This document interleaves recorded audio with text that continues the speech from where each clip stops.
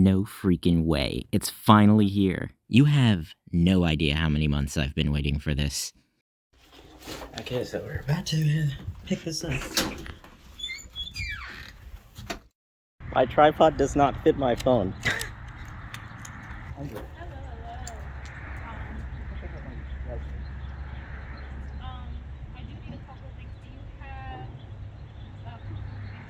So what you're watching is me getting my very first electric car. Wait, scratch that. My very first car in general. It's a 2016 BMW i3, and it's gonna be quite a learning experience, but I already love it. Getting to this point, though, was not easy. After I determined that I wanted an i3, narrowed down which model years were acceptable, looked at all the available factory options and colorways, and marked down which I considered important, it was a matter of actually finding the car for a good price. I'm a very price-conscious buyer, so I did my research, and then I waited. I made accounts and set up filters on all the sites that supported that, and generally checked back every so often. I'd say it took about 3 months before I found the perfect vehicle in that exact lava orange color I wanted, with the premium Giga World interior. Yes, that's what they actually call the oak and beige color option for some reason. Large 10-inch screen, and Tech Plus and Driver Assist packages. The only thing it's missing is the premium Harman Kardon sound system, but I've heard it's not actually that great anyway, so I didn't really miss it. Now, it just so happened that this perfect vehicle was on Carvana. I had heard some horror stories, but I'd also heard some good ones, so I wasn't too worried. Suffice to say, after using Carvana, you should be very worried. Now, the first step was actually getting the transaction to go through, and you'd think that would be the easy part, but no. I had to call Carvana at least 15 times due to various transactional issues before and after the payment, after trying numerous methods to get it to go through or verify. And then there was the paperwork. Oh, the paperwork.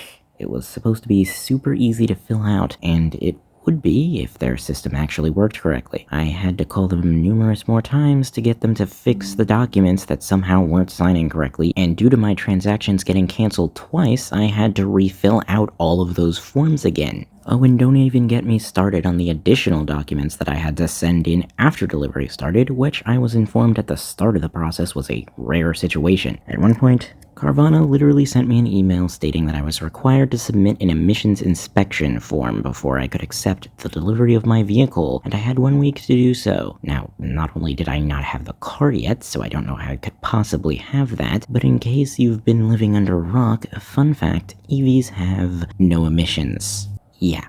And then there was the worst part. The delays. Now, I acknowledge at the time it was in the middle of the pandemic, but that doesn't excuse over 2 months of delays on an order that was supposed to be completed in less than 30 days. And it's not like I was just informed of the new delivery date in one message. Oh no, I'm talking about receiving an email for a new delay every single 3 days for 2 months straight. Each time enthusiastically informing me that the definitely totally very real this time delivery date is just 1 more week away. I called them time after time trying to give more accurate information on what the real delivery date is, but they couldn't figure anything out.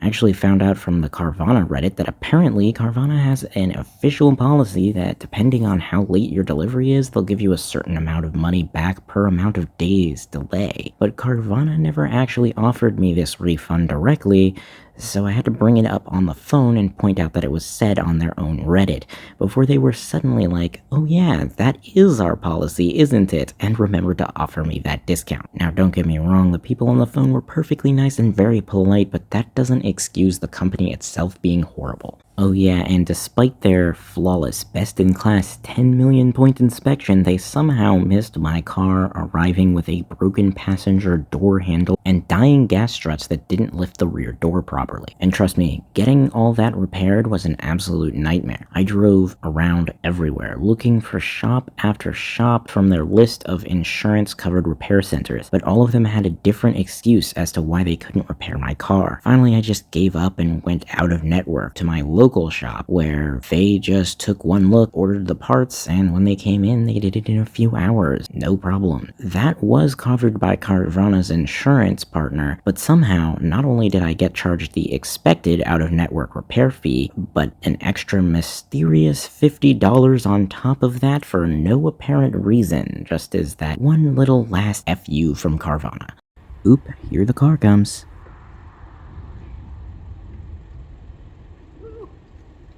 Here it comes.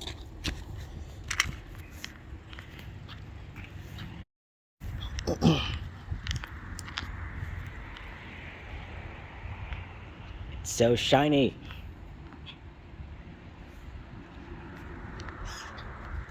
Alright, here that shot is again from another angle from my GoPro, and listen to how quiet that EV motor is. I mean, I'm amazed at how quiet this car is. A lot of the newer EVs actually have a pedestrian noise generator to just warn people nearby when the car is driving at low speeds, because EVs are so quiet that people just don't notice them. But frankly, I find that kind of annoying, and it's not really that much of a concern because this car has automatic braking and you can just flash your lights or something like that. Luckily, I don't even need to worry about the pedestrian noise generator because this car doesn't even have one in the first place. I forget which model year they added it, I think the 2017, but yeah, older EVs don't have them. Regardless, it is now time for the key handoff and first impressions. Here are your keys. Thank you. I'm going to spot check a couple of these real quick. Mm-hmm.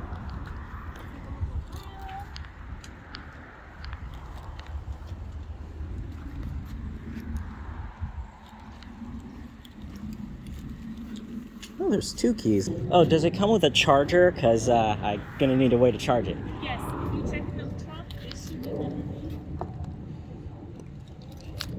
Let's see. Oh, I have to hold it. There you go. There we go. This one is your top. This one can attach right here. It's just detached right now. Whenever you feel free. And then there's your charger cable. Yep. Put this in here.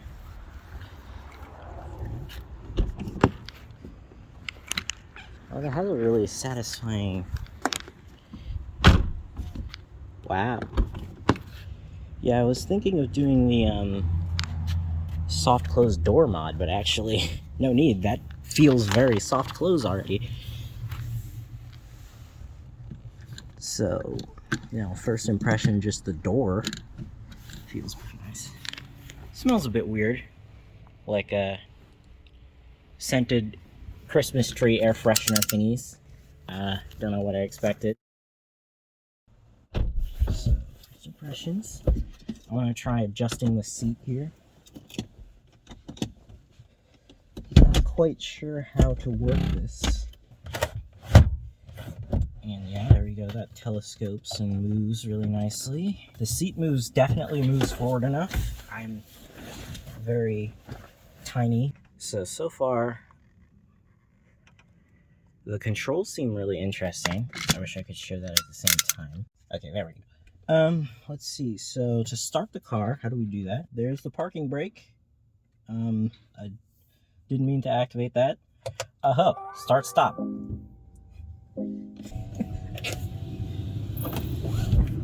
Alright, there.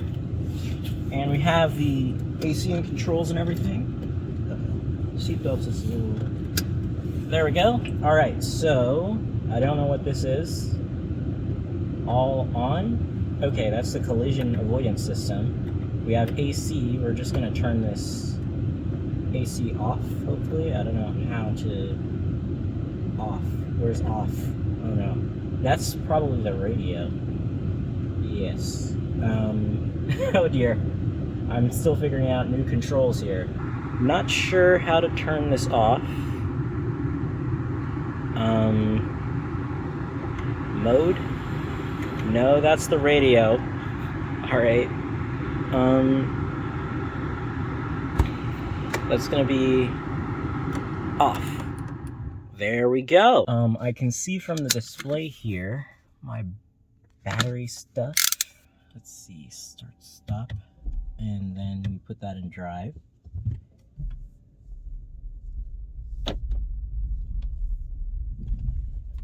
Do you hear that? Total silence.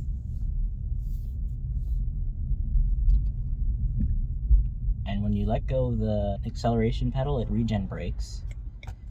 Alright, at least the turn signal is something I can understand.